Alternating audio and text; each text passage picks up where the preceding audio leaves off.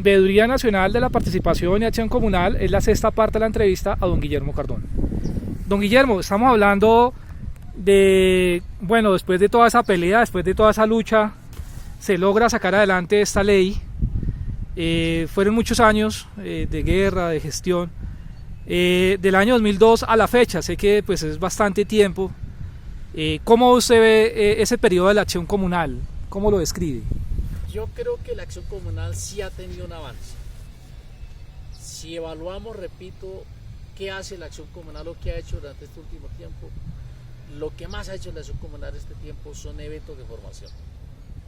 En parte han servido el programa de formadores, pero mucho más allá de ese programa, la mayoría de organismos comunales giran en torno a los eventos de formación.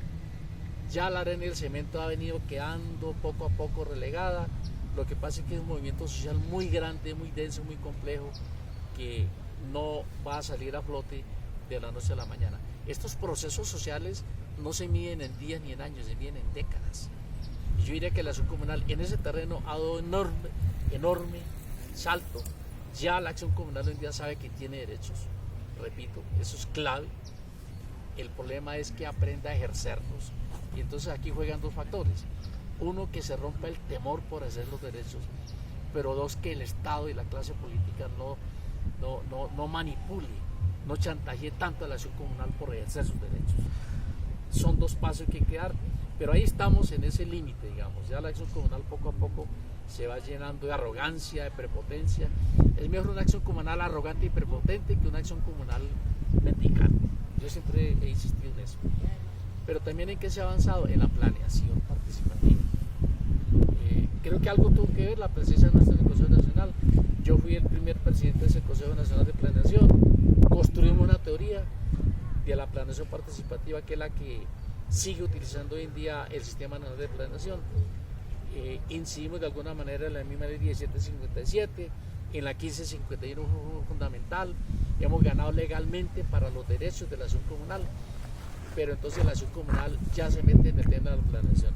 Hoy el 40% de consejeros territoriales de planeación son comunales.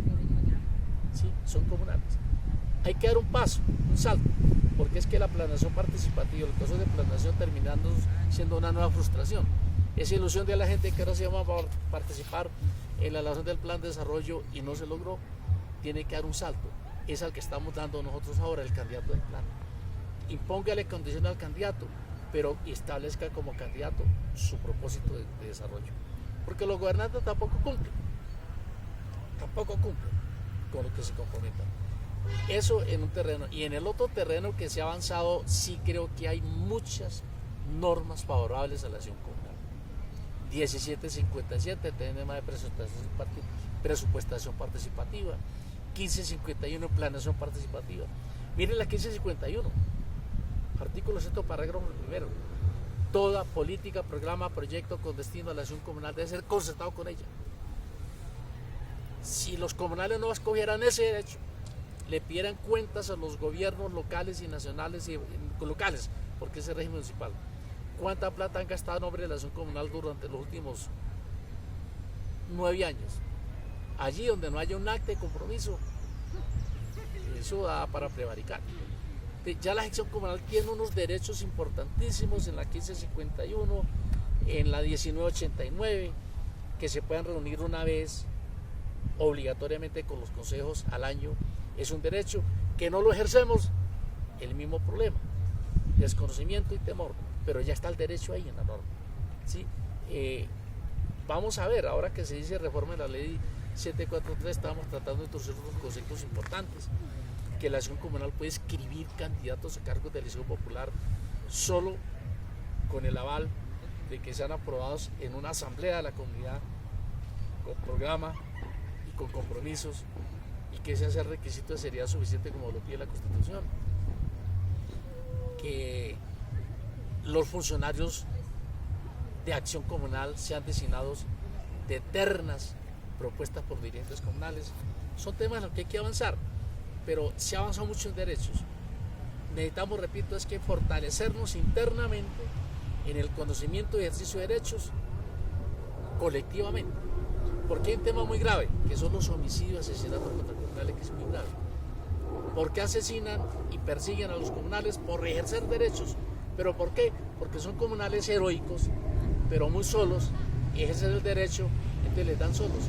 Si los derechos los hacemos colectivamente, avanzamos. Ese es el reto, ¿me entiende? Cómo ejercer esos derechos de manera colectiva para que no seamos más víctimas de los poderes locales, que son los que se sienten más lesionados cuando un comunal hace veeduría o reclama derechos. Don Guillermo, el candidato es el plan. Es claro que para estas elecciones comunales que están suspendidas por el tema del COVID-19, tenemos que presentar un plan de gobierno como junta directiva, como dignatarios que queremos ser elegidos. Dentro de ese plan de gobierno, y por supuesto estaba también pues analizando la propuesta que usted genera, don Guillermo, del candidato es el plan, el tema de la lucha frontal contra la corrupción. ¿Usted cree, don Guillermo, que no solamente ustedes o nosotros como gremio comunal de generar esa propuesta de lucha frontal contra la corrupción, sino también de buscar esos aliados estratégicos de los diferentes movimientos políticos, económicos, sociales, para enfrentar esa problemática tan fuerte que nos afecta a todos en el país, el tema de la corrupción? Lo primero que usted tiene que hacer si quiere generar entendimiento con otro sector es tener un programa claro, concreto. Uno no se une con los demás porque tiene las caras bonitas. De hecho, yo no la tengo, ¿no? O porque sean buenos amigos, o sean afectuosos, ríen bien. Usted se une con los demás en torno a los propósitos colectivos. El tema más grave que tiene Colombia es la corrupción, más que las violencias. Porque es que las violencias que se dan son también hijas de la corrupción. Y tenemos las normas legales para superar la corrupción. Por ejemplo, en el caso comunal, artículo 49, ley 152 orgánica del plan. Todo proyecto que pretenda recursos públicos debe estar escrito en el banco de proyectos. Agreguémosle, y debe contar con el aval de la asamblea de ciudadanas y ciudadanos del entorno de afectación. Eso sería un elemento básico. Es decir, es mejorar un poquitico ese artículo 49 de la ley 152 de bancos de proyectos y le damos golpe frontal a la corrupción por la vía positiva. Que todo proyecto que quiera recursos ciudadanos venga de un proyecto surgido de una asamblea ciudadana.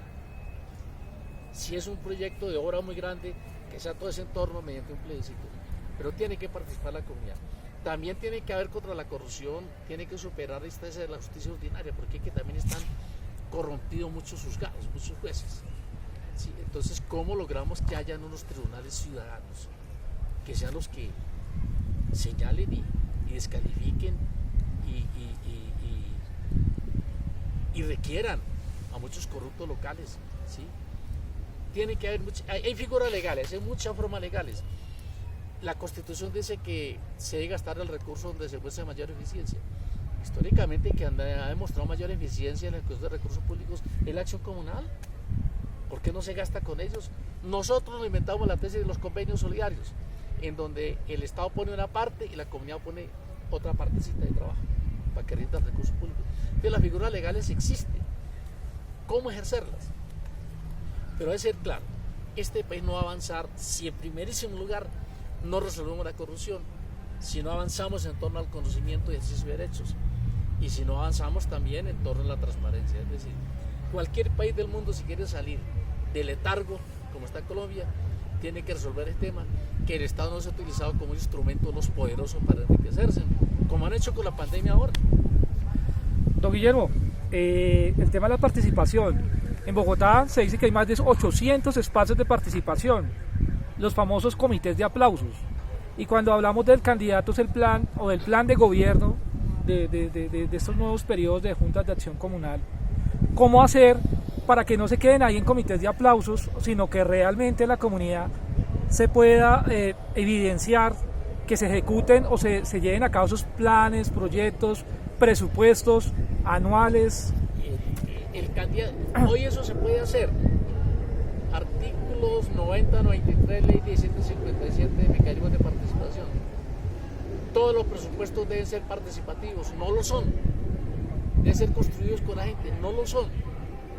¿sí? Todo municipio tiene una política de fortalecimiento de los organismos comunales y sociales. No lo hace. Es cumplir eso. Ahora, el candidato es el plan. Eso es construir constitucionalismo ciudadano. Esa figura, existe la figura de que el pueblo tiene derecho a ponerle condiciones a los candidatos.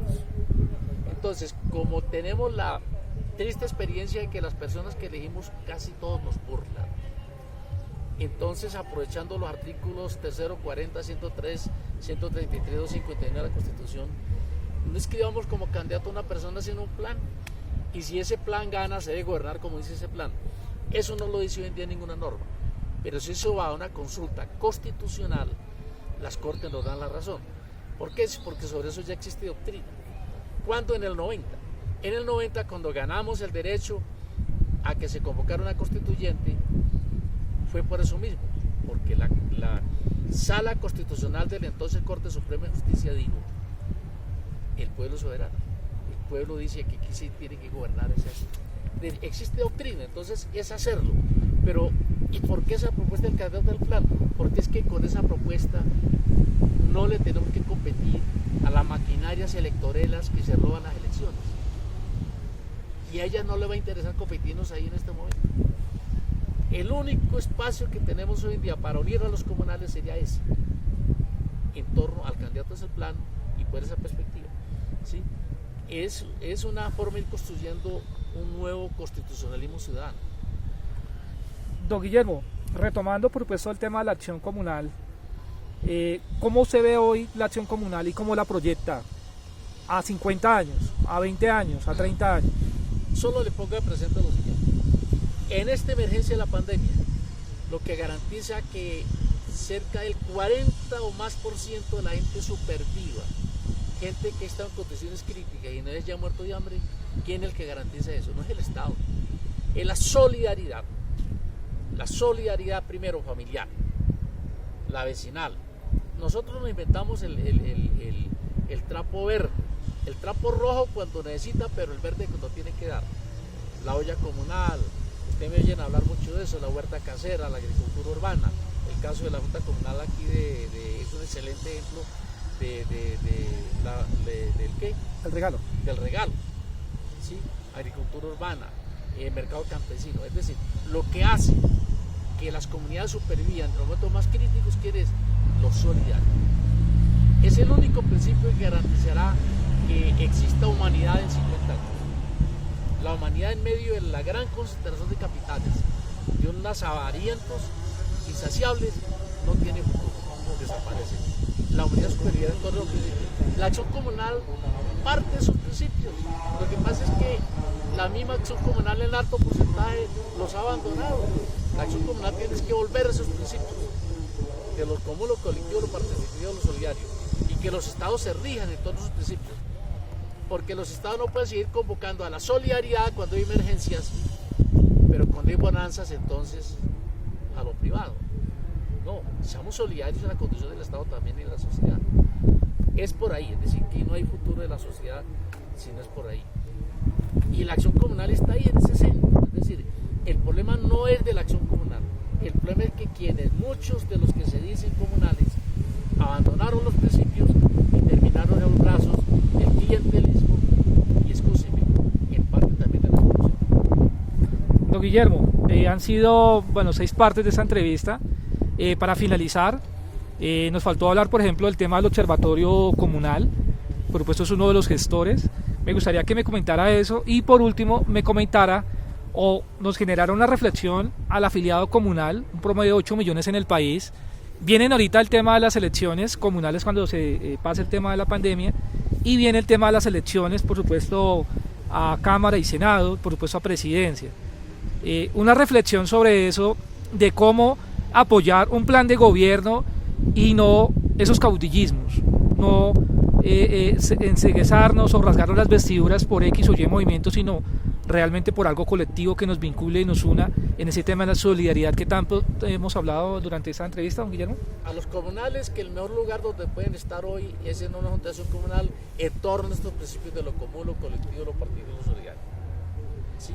El observatorio es un espacio que hemos creado como muchos otros que tenemos hoy en día, para distribuir ¿qué? Conocimiento, para construir conocimiento, para el encuentro. A la mayoría de la gente que le gusta acceder a las reuniones de los domingos del observatorio es porque encuentra algo útil. La acción comunal tiene que ser agradable para la gente, generar espacios que les gusten, y eso es lo que estamos haciendo.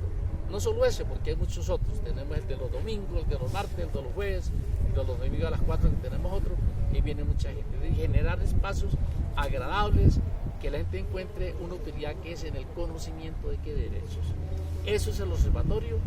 Creo que ha sido un referente muy importante en esta etapa, en este proceso comunal tan complejo. Ahora, frente a la campaña electoral. Frente a la campaña electoral tenemos dos estrategias. La primera, el candidato es el plan, que será nuestro candidato a la presidencia de la República. El candidato comunal será un plan de desarrollo que estamos construyendo y que ya estamos circulando. ¿Sí?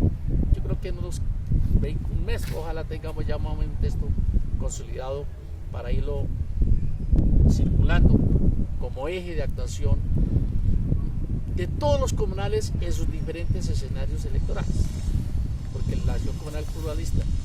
Pero también nosotros tenemos un pensamiento político alternativo. Nosotros como movimiento comunal alternativo, más que como observatorio inclusive, debemos también tener las agallas y el interés de presentar candidatos propios al Senado y a las cámaras. Eso tenemos que hacerlo y lo vamos a hacer. No sabemos todavía cómo lo vamos a escribir. Por firmas va a ser muy difícil porque ahora hay que sacar 550,000 votos para sacar un candidato. No lo sabemos, pero hay que sacarlo, porque uno en esto no puede ser cobarde. En esto tenemos que jugar. Claro que vamos a jugar a esa opción del Senado y de las cámaras con candidatos comunales, pero con los comunales que no estén con un candidato comunal a la Cámara o al Senado, les vamos a decir: aquí tienen esta propuesta, cualquiera que sea su candidato, comprométalo con esta propuesta, y es el candidato titular. Que además de que le suscriban compromisos a esa propuesta comunal de futuro, porque es el sueño futuro de un país colectivo, además de que suscriban compromisos con ese sueño de un futuro colectivo, además también hay que lanzar esa propuesta como un candidato de futuro de país, de futuro colectivo, de sueño colectivo.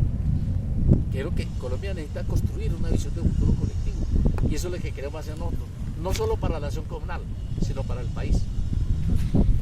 Desde la Veeduría Nacional de la Participación y Acción Comunal, como dice la Procuraduría General de la Nación, ser corrupto no aguanta.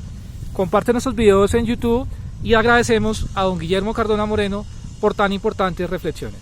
Muchas gracias. Muchas gracias.